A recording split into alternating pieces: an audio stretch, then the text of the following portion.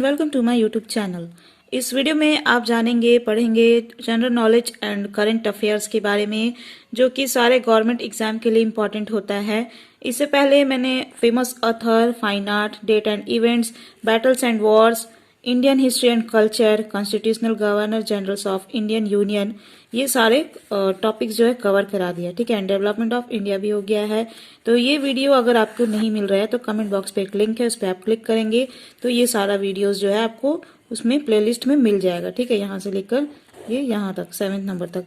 आज 8वां टॉपिक है important events of world history, यानी विश्व इतिहास का महत्वपूर्ण घटनाएं। ठीक है, विश्व इतिहास की महत्वपूर्ण घटनाएं, इससे रिलेटेड आप इंपॉर्टेंट एमसीक्यूज जानेंगे इसमें। ठीक है, ये यूजी यानी बीए, बीएससी, बीकॉम का जो general knowledge and current affairs एक सब्जेक्ट होता है, उसमें भी ये चलेगा। ठीक है, इसका सिलेबस भी ये कवर कर रहा है, साथ ही साथ गवर्नमेंट एग्जाम्स के लिए भी ये यूजफुल है। तो चलिए स्टार्ट करते हैं। फर्स्ट क्वेश्चन है, निम्नलिखित में से किसने सबसे पहले यूरोप को भारत से अवगत कराया था?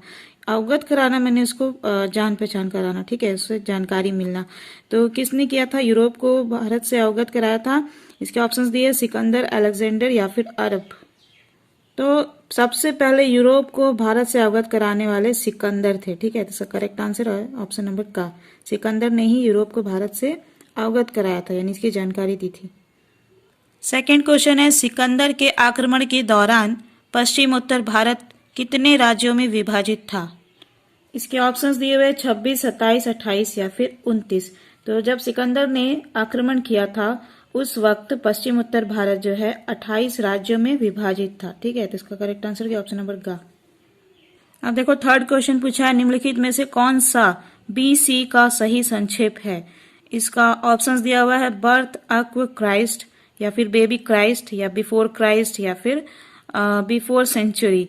तो बीसी का सही संक्षेप है बिफोर क्राइस्ट, तो इसका करेक्ट आंसर हो गया ऑप्शन नंबर का, बिफोर क्राइस्ट।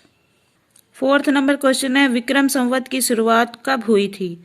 इसके ऑप्शंस दिए हैं, ऑप्शन नंबर का है 47 ईसा पूर्व, ऑप्शन खा है 50 ईसा पूर्व, ऑप्शन ग है 55 ईसा पूर्व या फिर ऑप्शन घ है 57 ईसा पूर्व। तो विक्रम संवत की शुरुआत जो है 57 ईसा पूर्व हुई थी, इसलिए इसका करेक्ट आंसर हो गया ऑप्शन नंबर घ। पांचवा प्रश्न है, शक संवत की शुरुआत कब हुई थी? इसके ऑप्शंस दिए हुए 78 ईसा में या 80 ईसा में या फिर 30 ईसा में या फिर 639 ईस्वी में। तो शक संवत की शुरुआत जो है 78 ईस्वी में हुई थी। ठीक है, तो इसका करेक्ट आंसर ऑप्शन नंबर का। छठा प्रश्न है, पुनर्जागरण सर्वप्रथम यानी सबसे पहले कहाँ प्रारंभ हुआ था, शुरू हुआ था?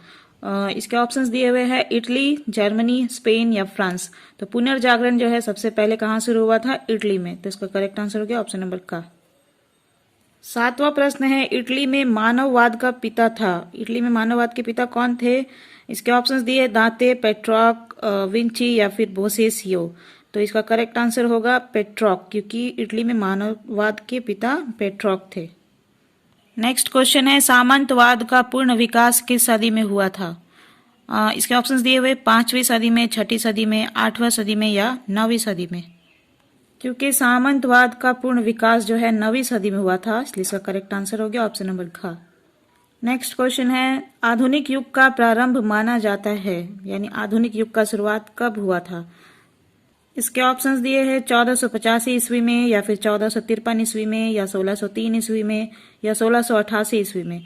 तो आधुनिक युग का शुरुआत जो है 1688 ईस्वी में हुआ था, इसलिए करेक्ट आंसर है ऑप्शन नंबर घ। नेक्स्ट क्वेश्चन है, बाइबल का जर्मन भाषा में अनुवाद किया था, किसने किया था बाइबल का जर्मन भाषा में अनुवाद?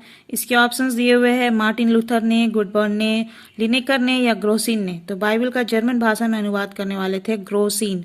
ठीक है, तो इसका करेक्ट आंसर क्या ऑप्शन नंबर घ। नेक्स्ट क्वेश्चन है, पुराणों की संख्या है, पुराणों की संख्या कितनी है? 4, 10, 18 या फिर 23। पुराणों की संख्या जो है 18 है, इसलिए इसका करेक्ट आंसर हो गया ऑप्शन नंबर ग, 18।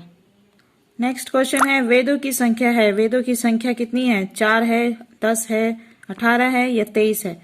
वेदों की संख्या जो है 23 है, इसका करेक्ट आंसर हो गया ऑप्शन नंबर घ। 23 है, इसलिए ऑप्शन घ 23 इसका करेक्ट आंसर हो गया। नेक्स्ट क्वेश्चन है 13 नंबर, निम्नलिखित में से महाकाव्य कौन सा है? इसके ऑप्शंस दिए हुए, भागवत पुराण, दिव्य दिव्यदान या फिर ऋग्वेद या रामायण। तो महाकाव्य जो है ऋग्वेद है, ठीक है। तो इसका करेक्ट आंसर हो गया ऑप्शन नंबर का ऋग्वेद। 14 नंबर क्वेश्चन है पिटको की भाषा क्या है। इसके ऑप्शंस दिए हुए हैं पाली, संस्कृत, हिंदी या फारसी। तो पिटको की भाषा जो है, पिटको का लैंग्वेज क्या है, पाली। तो इसका करेक्ट आंसर हो गया ऑप्शन नंबर का। ये जो MCQs है, मैं अच्छे से इसका प्रोनाउंस कर रही हूँ, इसके ऑप्शंस बता रही हूँ, देन इसका करेक्ट आंसर बता रही हूँ। आप अगर ध्यान से सुनते हैं, देखते हैं तो आपका प्रिपरेशन हो जाएगा। और रिवीजन के लिए इस बुक का सारा जो PDF होगा मैं अपने टेलीग्राम चैनल पर डाल दूंगी, आप लोग उस पर ज्वाइन कर लो, ताकि जब इसका PDF फॉर्म आए तो आप लोग इजिली इसको प्रिंट आउट निकाल लो, जेरोक्स करा लो और अच्छे से पढ़ सको, रिवाइज कर सको, ठीक है। नेक्स्ट क्वेश्चन है वेदांगों की संख्या कितनी है। इसके ऑप्शंस दिए हुए हैं 6, 12, 18 या 24। तो वेदांगों की संख्या जो है 6 है, इसलिए इसका करेक्ट आंसर हो गया ऑप्शन नंबर का 6। 16 नंबर क्वेश्चन है पुराण अंधकूप में रकीक का कार्य करते हैं, यह कथन है। इसके ऑप्शंस दिए हुए हैं ऑप्शन का RS त्रिपाठी का, ऑप्शन खा RC मजूमदार का, ऑप्शन गा नीलकंठ शास्त्री का, या फिर ऑप्शन घ है रोमिला थापर का। तो पुराण अंधकूप में रकी का कार्य करते हैं, ये जो कथन है, स्टेटमेंट है, ये स्टेटमेंट RS त्रिपाठी का है, ठीक है। तो इसका करेक्ट आंसर हो गया ऑप्शन नंबर का। अब देखो 17 नंबर क्वेश्चन है महाकाव्यों की संख्या है, कितनी है महाकाव्यों की संख्या। महाकाव्यों की संख्या 2 है, 4 है, 6 है या 8 है। तो महाकाव्यों की संख्या जो है 2 है, ठीक है। तो इसका करेक्ट आंसर हो गया ऑप्शन नंबर का। आगे पूछा है निम्नलिखित में से किस ग्रंथ की भाषा संस्कृत है, यानी किसको संस्कृत में लिखा गया है। इसके ऑप्शंस दिए हुए दीपवंश, महावंश, मिलिंद पन्हु या फिर दिव्यावदान। तो संस्कृत भाषा में मिलिंद पन्हु नाम का ग्रंथ जो है लिखा गया है। तो इसका करेक्ट आंसर हो गया ऑप्शन नंबर का। अब देखो 19 नंबर क्वेश्चन है सिक्के इतिहास के किस स्रोत के अंतर्गत आते हैं। हिस्ट्री का कौन सा सोर्स के अंदर सिक्के आते हैं, ठीक है। इसके ऑप्शंस दिए हुए हैं पुरातात्विक, साहित्यिक, दोनों के अंतर्गत, यानी पुरातात्विक और साहित्यिक दोनों के अंदर, या फिर ऑप्शन घ है, इनमें से कोई नहीं। तो सिक्के जो है इतिहास के पुरातात्विक स्रोत के अंदर आते हैं, ठीक है। तो इसका करेक्ट आंसर हो गया ऑप्शन नंबर का। 20 नंबर क्वेश्चन है भारत में मुगल साम्राज्य की स्थापना हुई थी, कब हुई थी भारत में मुगल साम्राज्य की स्थापना। इसके ऑप्शंस दिए हुए 1524 ईस्वी में, 1525 ईस्वी में, 1526 ईस्वी में या 1530 ईस्वी में। तो भारत में मुगल साम्राज्य की स्थापना जो है 1526 ईस्वी में हुई थी, इसलिए इसका करेक्ट आंसर हो गया ऑप्शन नंबर का। नेक्स्ट क्वेश्चन है बाबर के भारत पर आक्रमण के समय आर्थिक स्थिति थी। जब बाबर ने भारत पर आक्रमण किया था उस समय भारत की आर्थिक स्थिति कैसी थी। संपन्न थी, दुर्बल थी, अस्थिर थी या इनमें से कोई नहीं। तो बाबर जब भारत पर आक्रमण किया था तब भारत की आर्थिक स्थिति जो है संपन्न थी, ठीक है। तो इसका करेक्ट आंसर हो गया ऑप्शन नंबर का। नेक्स्ट क्वेश्चन है सिंहासरोहण के समय बाबर की आयु थी। सिंहासरोहण के समय बाबर की उम्र कितनी थी, 10 वर्ष, 11 वर्ष, 12 वर्ष या 13 वर्ष। तो सिंहासरोहण के समय बाबर की आयु 11 वर्ष की थी, इसलिए इसका करेक्ट आंसर हो गया ऑप्शन नंबर ख, ठीक है। 23 नंबर क्वेश्चन है 1512 ईस्वी में समरकंद पुनः बाबर के हाथ में क्यों निकल गया था। तो इसके ऑप्शंस दिए समरकंद की सुन्नी प्रजा नाराज थी, या ऑप्शन खा है बाबर शिया मत का समर्थक बन गया था, या फिर ऑप्शन गा है बाबर अपनी प्रजा के सम्मान की रक्षा करने में असमर्थ था, या ऑप्शन गा है उपयुक्त तीनों। तो 1512 ईस्वी में समरकंद पुनः यानी फिर से बाबर के हाथ में से निकल गया था क्योंकि समरकंद की सुन्नी प्रजा नाराज थी और बाबर शिया मत का समर्थक बन गया था। बाबर अपनी प्रजा के सम्मान की रक्षा करने में असमर्थ था। तो इस तरह इसका करेक्ट आंसर हो गया क ख ग तीनों, यानी उपयुक्त तीनों। तो इसका करेक्ट आंसर ऑप्शन नंबर घ। 24वां प्रश्न है भारत में बाबर की विजयों का सबसे महत्वपूर्ण कारण था, क्या कारण था। इसके ऑप्शन दिए, ऑप्शन नंबर का है इसका रण कौशल, ऑप्शन का है इसकी कूटनीति, ऑप्शन ग है उसका तोप खाना, या फिर ऑप्शन घ है उसकी घुड़सवार सेना। तो भारत में बाबर की विजयों का सबसे महत्वपूर्ण कारण था उसका तोप खाना, ठीक है। तो इसका करेक्ट आंसर हो गया ऑप्शन नंबर ग। 25वां प्रश्न है किन शासकों ने इब्राहिम लोदी के विरुद्ध बाबर से सहायता मांगी थी। किन शासकों ने इब्राहिम लोदी के विरुद्ध यानी उसके खिलाफ बाबर से सहायता मांगी थी। इसके ऑप्शंस दिए हुए आलम खां लोदी ने, राणा संग्राम सिंह ने, दोनों ने, या उपयुक्त में से कोई नहीं। तो इब्राहिम लोदी के खिलाफ बाबर से सहायता मांगने वाले थे आलम खान लोधी और राणा संग्राम सिंह, इन दोनों ने मांगी थी। तो इसका करेक्ट आंसर होगा ऑप्शन नंबर ग, दोनों ने। 26 नंबर क्वेश्चन है, पानीपत का प्रथम युद्ध लड़ा गया था। पानीपत का फर्स्ट वॉर जो है कब हुआ था? इसके ऑप्शंस दिए हुए 21 अप्रैल 1526 में, या फिर 22 अप्रैल 1526 में, या 24 अप्रैल 1526 में, या 25 अप्रैल 1526 में। तो पानीपत का प्रथम युद्ध जो है 21 अप्रैल 1526 ईस्वी में लड़ा गया था, इसलिए इसका करेक्ट आंसर हो गया ऑप्शन नंबर का। 27 नंबर क्वेश्चन है, पानीपत के प्रथम युद्ध में कौन सा शासक पराजित हुआ था, यानी हारा था? इसके ऑप्शंस दिए हुए बाबर, इब्राहिम लोदी, दौलत खां लोदी, या फिर आलम खां लोदी। तो पानीपत के जो प्रथम युद्ध था, फर्स्ट वॉर था, उसमें इब्राहिम लोदी जो है हार गए थे, पराजित हुए थे। तो इसका करेक्ट आंसर हो गया ऑप्शन नंबर खा। 28वां प्रश्न है, खानवा का युद्ध लड़ा गया था बाबर व राणा प्रताप में, या बाबर व राणा कुंभ में, या फिर बाबर व राणा संग्राम सिंह में, या इनमें से कोई नहीं। तो खानवा का युद्ध जो है बाबर और राणा संग्राम सिंह के बीच में हुआ था। तो इसका करेक्ट आंसर हो गया ऑप्शन नंबर ग। अब देखो 29 नंबर क्वेश्चन है, मेदिनी राय पराजित हुआ था खानवा के युद्ध में, घाघरा के युद्ध में, पानीपत के युद्ध में, या चंदेरी के युद्ध में। तो मेदिनी राय जो है चंदेरी के युद्ध में पराजित हुआ था, हारा था। तो इसका करेक्ट आंसर हो गया ऑप्शन नंबर घ। 30वां प्रश्न है, बाबर ने घाघरा के युद्ध में किन्हें पराजित किया था, यानी किन्हें हराया था?